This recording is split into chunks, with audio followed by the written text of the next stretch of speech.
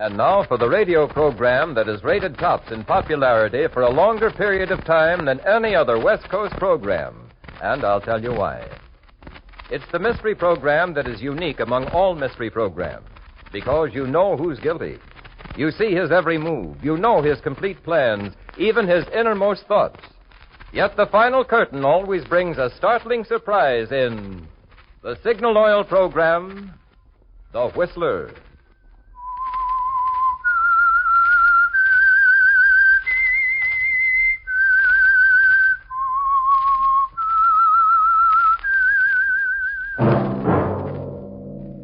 That whistle is your signal for the Signal Oil program, The Whistler.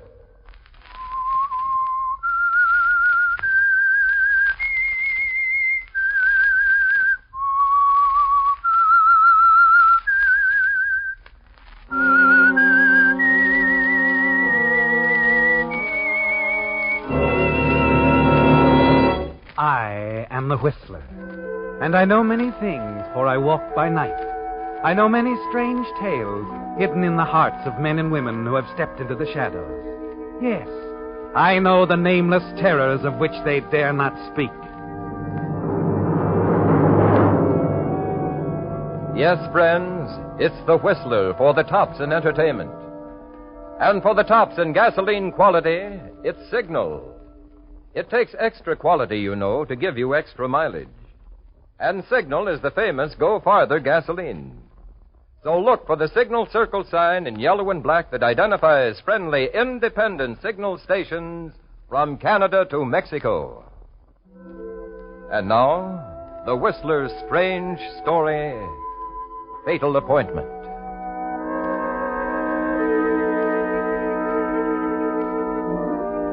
Lee Brand was a happy man.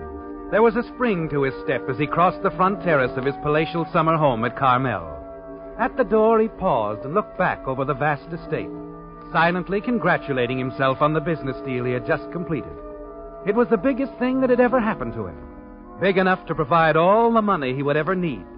It would make it possible for him to drop his business identity with the gang in the city as Lee Brand and maintain social life here at Carmel as Julius Belmont, wealthy retired businessman, and the man his daughter had always believed him to be. But as Brand ran through the whole story in his mind, he suddenly realized it was actually Paul Elliott's story right from the beginning. And that was on a July night a little less than 2 years ago, when Brand and one of his men were driving across the Sacramento River. Their headlights picked up the figure of a man standing on the railing. Hey, look at that guy. Is he going to jump? Huh? Good Lord. Speed up, Dave. Pull over there, fast.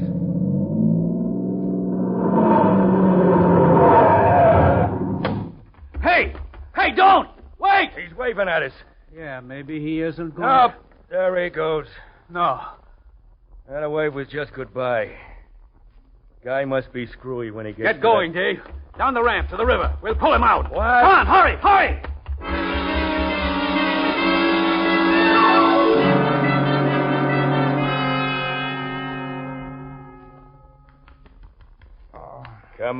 Come on. You're okay, buddy. What? Where am I? You're in my apartment.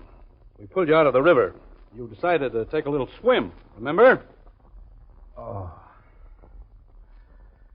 Well, I guess I should thank you, gentlemen, for saving my life. It was his idea, not mine. His? The name's Lee Brand. Yours? Why, it's... Oh, what's the difference? It's Elliott. Paul Elliott. Any relation to the Elliots? Yes. The favorite son. The black sheep they always thought was so white. You weren't giving yourself much of a chance to change. Not that way. I wasn't looking for chances. I'm not a gambler, Mr. Brand. I wonder. Just how bad is it, Elliot? Anything a little time and money could mend? Look, you pulled me out back there. I said thanks, even though I don't appreciate it. But you don't look like Santa Claus, Mr. Brand. And your friend Listen, here... we can push you back in, brother. In fact, I think Never it's mind, a good... Dave. What's there to hide, Elliot? Your life history would have been all over the front pages tomorrow. Yes, I suppose. Only when you get into a jam over $50,000 in funds that belong to your own family. You don't like to talk about it. No, that way, is it? Well, I asked you a question a moment ago. How much money, how much time? I mean, to get things straightened out. All the way. It's not that easy. Besides, what's the catch? No catch. You see, I am a gambler, Elliot. It's my business. And I've never seen a situation yet that I couldn't rescue something out of. Haven't you got any real property we could save? No stocks, bonds, insurance policies? Well, sure. I've got insurance, $250,000 worth, with lapse premiums. Could they be picked up, reinstated? I think so, but what are you going for, Brand? Your peace of mind, and mine, too. You said that, well, that with your own family it's different. You don't like what they might think of you. That's right. Well, maybe I can fix that for you, if you fix things for me. Huh? I told you I'm a gambler. Let me clear my life up, too, with one last big toss. Fix it so I can retire. I'm with you right up to the $64 question. How do we do it? The answer's worth more, Elliot. Say the full amount of that insurance, $250,000. You make me the beneficiary and tell the insurance company, if they get nosy, that I refinance your business. I don't follow you. Yeah, take my pen. Let's write it out. A little note. Make it clear. All set? Go ahead. Date this July 8th, 1948. But that's 2 years from now. That's right. You'll see. Well, now write this. I, Paul Elliott, not acting under duress, am taking my life by my own hand. What? And Wait a minute. Keep writing. And that no living person should in any way be held responsible for my death. Sign it.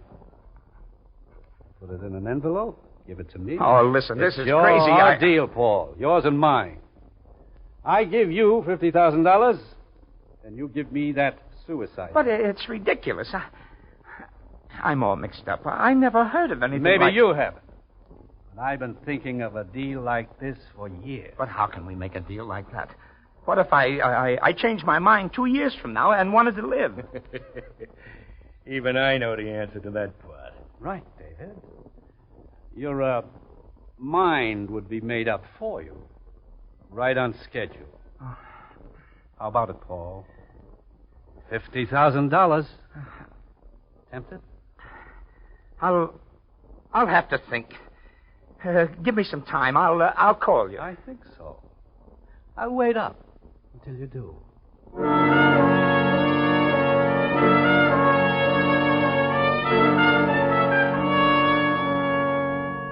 It's a strange, frightening proposition, isn't it, Paul? $50,000 tonight, simply by signing your name to that little note in your pocket. A note that says you died by your own hand. Walking along, thinking it out carefully, you wonder if you really would have to die. Brand himself might be dead in a year. A lot of things could happen before your own life fell due. You could straighten things out, Paul. You know you have the brains to get the business running again. You think you might find a way to outsmart Brand. If necessary, you might even kill him.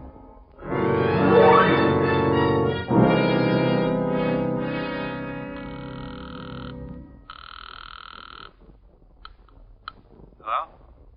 Brand, this is Paul Elliott. I thought so. What about it, Paul? What have you decided? It's a deal. I'll sign the suicide note tonight.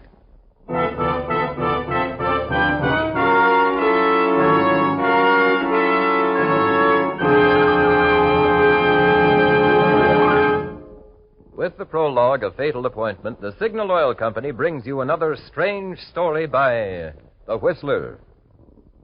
But now, since this is travel season, I'd like to pass along a tip to you drivers.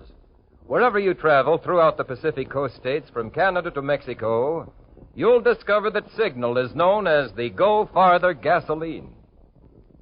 Now, naturally, we're mighty proud of that reputation, but even more so, we're proud of what makes Signal's famous mileage possible. The extra efficiency your motor gets from today's Signal gasoline, which also means more thrilling knock-free power for your car, more driving pleasure for you. Yes, that's right. Performance is the result of the same features a gasoline must have to give you extra mileage. That's why Signal says your speedometer is the best yardstick of gasoline quality. So if you want to be sure you're choosing the gasoline that stops in quality, there are just two things to remember. One, in gasoline, it takes extra quality to go farther. And two, Signal is the famous Go Farther gasoline. Now, back to the Whistler.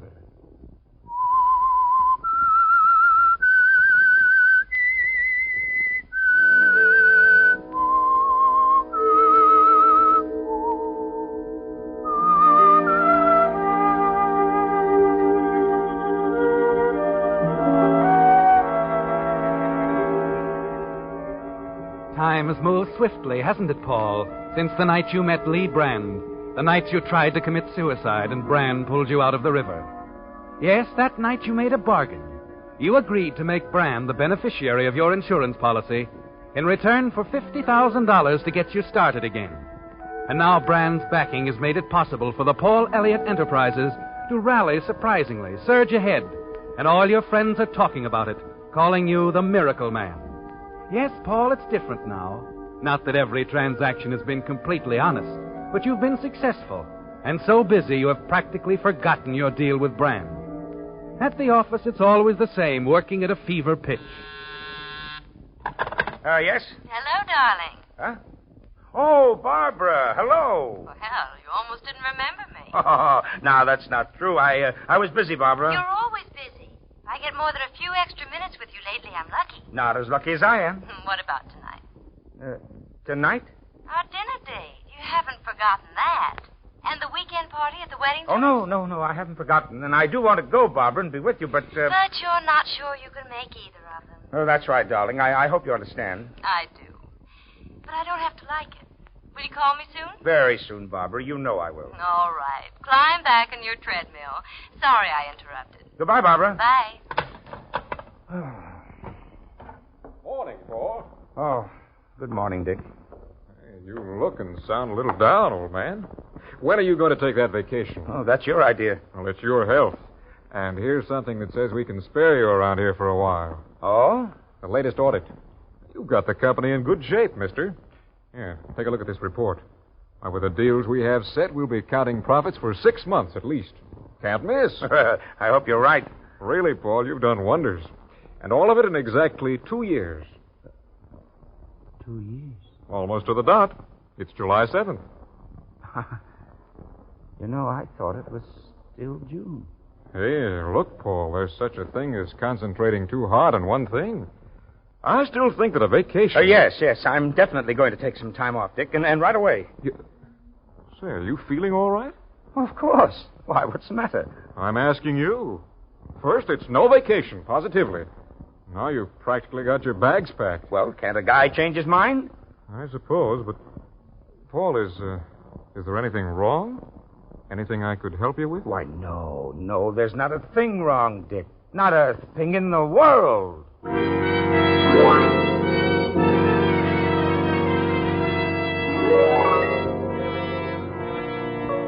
But everything's wrong, isn't it, Paul?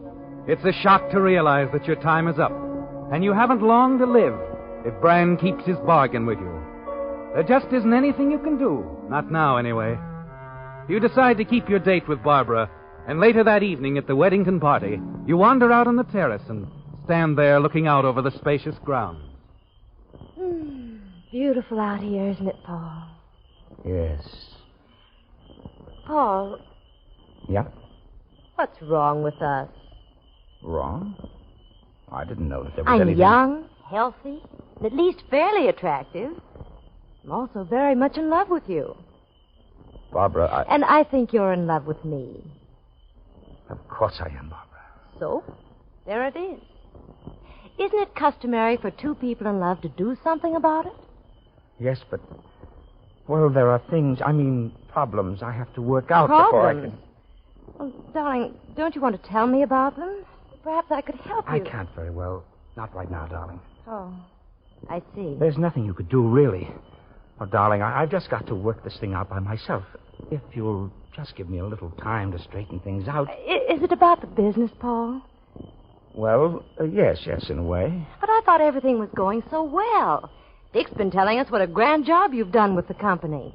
Well, he even mentioned that you're going to take a vacation. Well, I haven't quite made up my mind about Oh, why don't you, Paul? It would do you good to get away. it. Get away? Yes. Yes, it would do me good to get away. Look, I'm going down to Father's summer home at Carmel tomorrow. Why don't you join us? I know Father'd love to meet you. Carmel? Wonderful place, really. Quiet, restful, a perfect hideaway.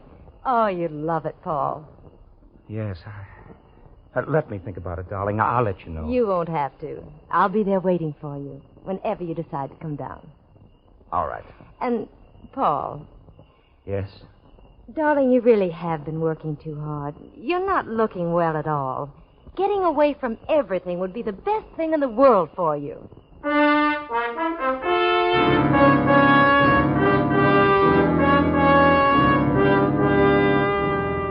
Barbara has given you an idea, hasn't she, Paul?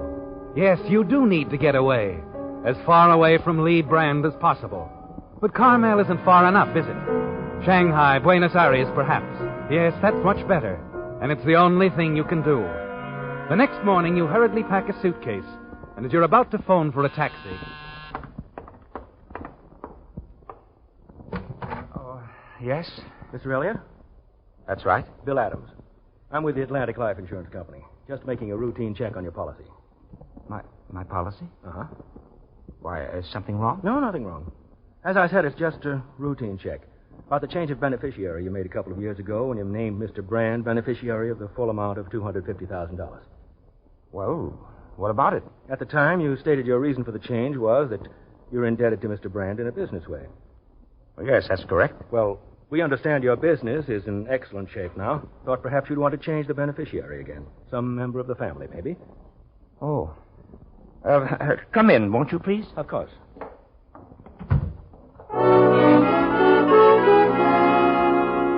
Mr. Adams gives you an idea, doesn't he, Paul? If you leave town and Brand learns he's no longer the beneficiary, that your death will mean nothing to him, you'll be a lot safer wherever you are. Things look brighter now, don't they, Paul? And you're almost hospitable as the insurance man enters your apartment. Sit down, please. Thanks. You know, it's funny you should drop in, Mr. Adams. I've been thinking about my insurance policy. Oh? It would be perfectly all right if I changed beneficiary again, wouldn't it? It's up to you. Well, could you do it right away? Well, yes, I suppose so. Have to check with my boss. Your boss? Yeah. You see, he happens to be the beneficiary at the moment. What? You mean... Yeah. Lee Brand.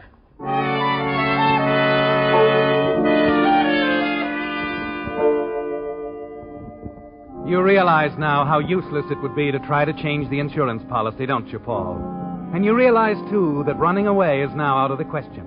From now on, Brand will have you watched every minute. You're trapped. There seems to be no escape from Brand. And your date with death. But you're not going to give up, not just yet. There's Barbara. Somehow you feel she'll be able to help you. She's in love with you. She'll do anything for you, won't she, Paul?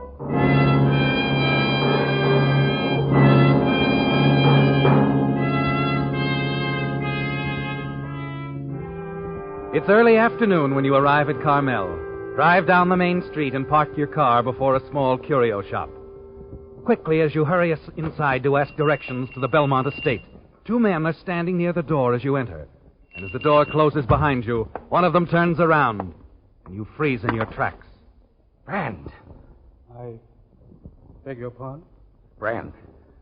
What are you doing here? I'm sorry, young man. There must be some mistake. I'm afraid I don't know you. You don't know me? Say, wait a minute. I don't understand. You'll excuse me. I'm quite busy. Mr. Tompkins, hold on to these bookends for me, will you? I'll pick them up in a day or so. Yes, sir, I'll do that. Will there be No, any... thank you. Brand, wait. I want to talk to you. Was there something you wanted, young fella? Yes, that man. Who is he? Why, that's Mr. Belmont. Belmont? Julius Belmont. Lives out there at the beach. He and his daughter just drove up from the city today.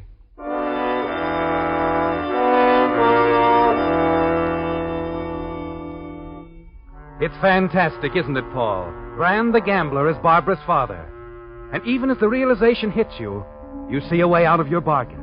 Yes, Barbara is the answer. Sweet, trusting Barbara. And she's waiting for you to marry her. Marriage. That would solve everything, wouldn't it? Yes, you can use Barbara to save your life.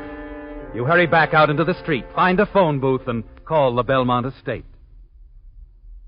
Oh, Paul, this is a surprise. Oh, I hadn't expected to hear from you so soon. When are you coming? Well, I'm not Barbara. Oh, I see. Barbara, darling, how soon can you meet me at my apartment? At your apartment? Paul, what's happened? Nothing at all, darling. You remember what we talked about last night, that problem I had to work out? Yes. Well, everything is settled now, darling. My problem has been solved. Oh, then you mean... I mean, I'm asking you to marry me, Barbara, right away. Oh, darling.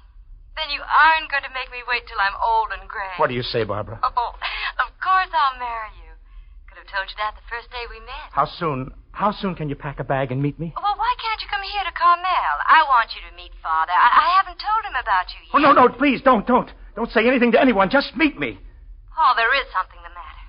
Won't you tell me? Nothing's the matter, darling. But then why can't you come here and... Darling, will you do as I ask this one time? All right, Paul. We have a few guests here. It may be some time before I can get away.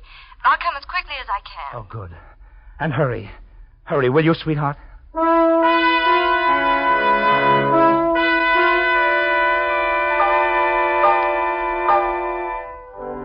Yes, your problems are over now, aren't they, Paul? And you wonder what Brand, alias Mr. Julius Belmont, will say when he discovers that you've married his daughter.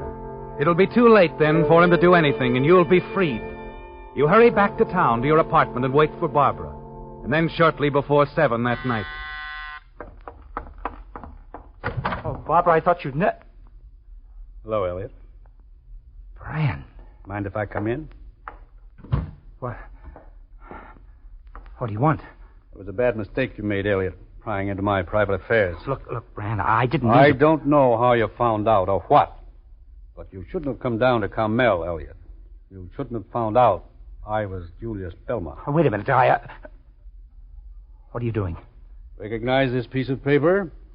It's your suicide note, Elliot. Brand, listen to me. I still have another day. Give me a break. I can't take any more chances. Well, then give me a chance to explain. Sorry, kid, but I'm through gambling. It's all over.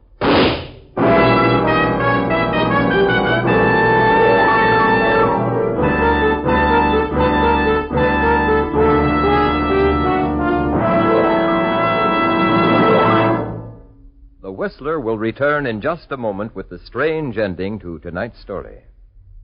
Meantime, since this is the season when so many of the most popular radio shows go off the air for the summer, I have tonight good news for you Whistler fans.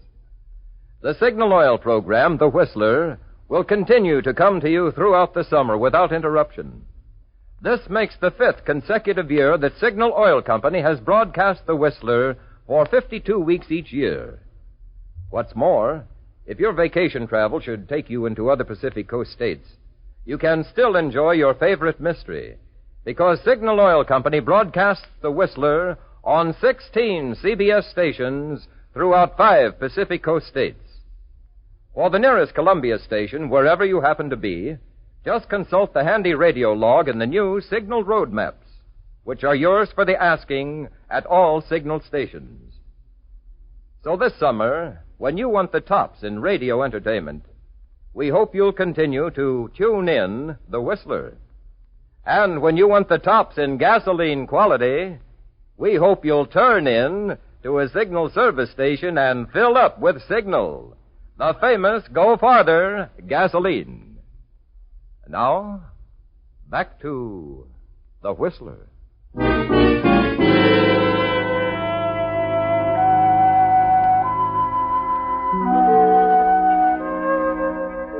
Yes, Lee Brand was a happy man, and there was a spring to his step as he crossed the front terrace of his palatial summer home at Carmel. There was a smile on his face, the smile of a man who had just accomplished something worthwhile. It was over, the plan that had begun 2 years ago. Paul Elliott was lying dead in his apartment with that suicide note beside him. It would only be a formality now. Of course, there'd be an investigation, but with the note to back Brand up, it was only a matter of a few weeks until he received the insurance money. Enough so that he could leave the old life, forget himself as Brand, really begin to live as the man his daughter thought him to be. Julius Belmont, wealthy, retired businessman. In the study, Brand poured himself a drink, sat back and relaxed near the huge French windows overlooking the ground.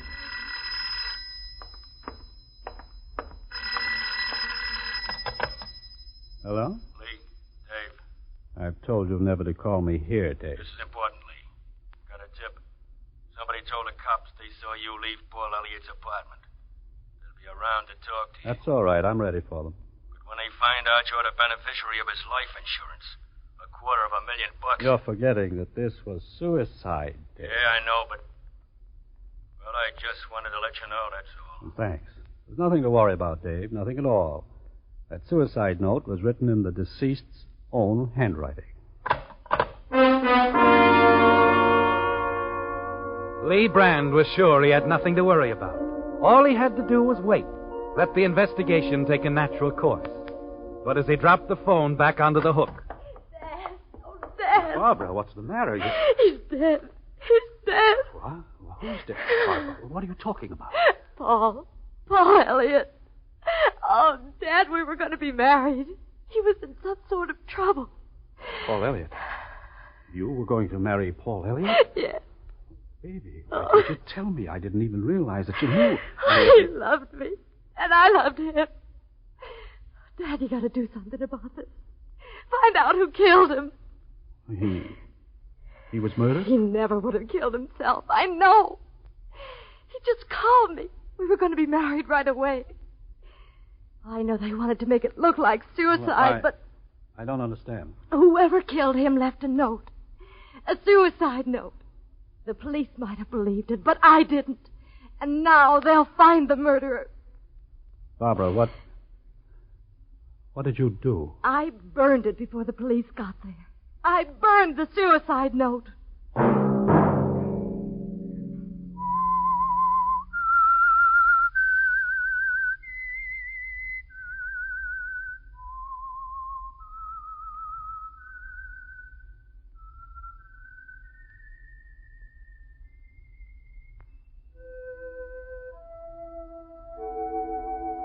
Let that whistle be your signal for the Signal Oil program, The Whistler, each Wednesday night at the same time. Brought to you by the Signal Oil Company, marketers of Signal gasoline and motor oil and fine quality automotive accessories. Signal has asked me to remind you, to get the most driving pleasure, drive at sensible speeds, be courteous, and obey traffic regulations. It may save a life, possibly your own.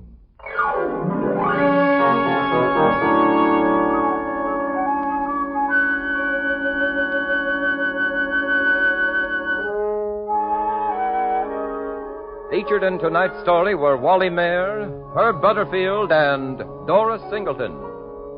The Whistler was produced and directed by George W. Allen, with story by Phil McMurray and music by Wilbur Hatch, and was transmitted to our troops overseas by the Armed Forces Radio Service. Remember, at the same time next Wednesday, another strange tale by The Whistler. This is CBS, the Columbia Broadcasting System.